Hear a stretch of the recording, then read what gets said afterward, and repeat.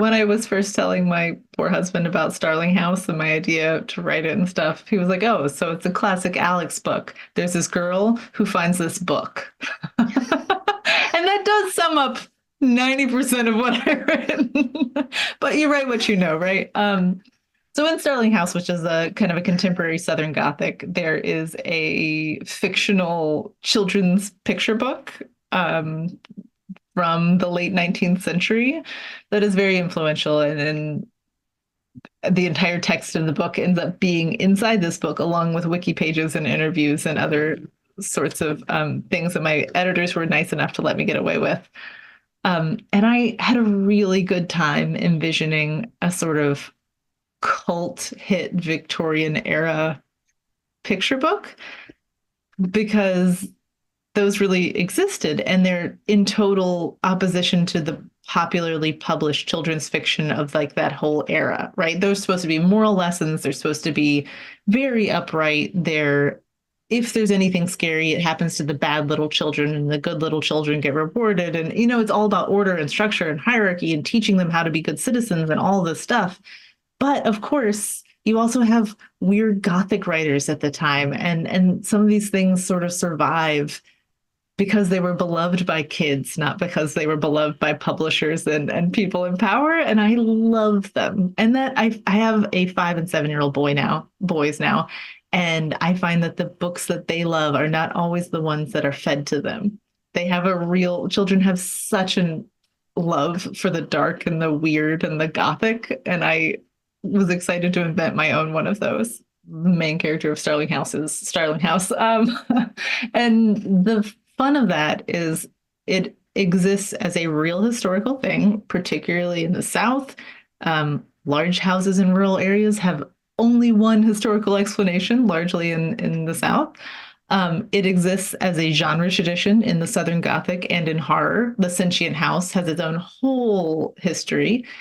And it exists in the other tradition of fairy tales. Sentient houses are so much baked into, think about Beauty and the Beast and the Beast Castle or Baba Yaga's hut.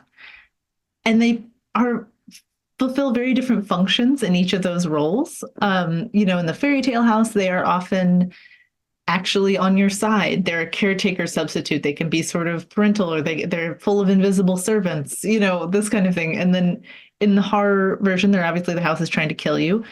In Southern Gothic, it's very symbolic of what you have inherited or the sins of the past or, the we all live in dead men's houses sort of a thing. And so, successfully or not, I wanted all of those things to fit together into one house.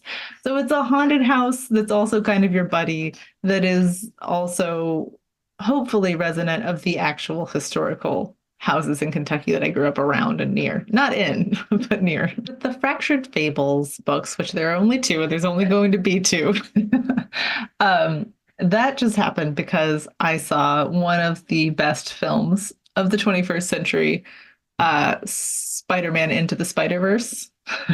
A perfect movie. And what I loved about it so much was the love that it had for its own genre and the knowledge it had of comic book superheroes and Spider-Man's own legacy and the use of the multiverse to sort of let every tradition in and have lines and have speaking rules.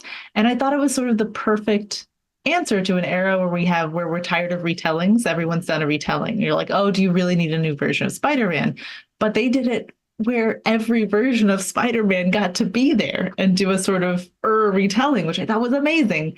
And I was walking in the parking lot. This is one of the only times I've ever had an idea like appear to me. And I was like, my own personal canon, if I did that, my multiverse would be fairy tales because that's what I grew up on. And it was very much in the early 2000s era of fairy tale retellings, Robin McKinley and Patricia McKillip and Juliet Marliere and all these people. And so I realized I had like how many versions I have in my head of Sleeping Beauty or of Snow White. And it was a very fun idea. I didn't think it was a full novel idea, but then just by pure chance, Jonathan Strahan at Tor.com reached out to me and was like, by the way, if you ever have a novella idea, we have a market for those. And I was like, do I? And so I really was excited to have the time to just explore this fun time. I get to research a lot. And one of the things I found in researching those, I've heard many, many versions of the kind of popular Disney-fied fairy tales, as many people have. Um, but there's always more than the ones you have heard, right? And so I reread some of my favorites, and then I went back looking, pre-Grimm's to other iterations that had been written down that feel familiar or like that share elements of. One of the things I love is how instantly the Arne Thompson Folklore Index breaks down, because so many of these stories are of course oral traditions, and they all share pieces. So one of the things that made it possible to do a duology was realizing the overlap that exists between a story like Sleeping Beauty and a story like Snow White. These repeated motifs of like stepmothers and queens and beauty and curses, and I just really enjoyed it.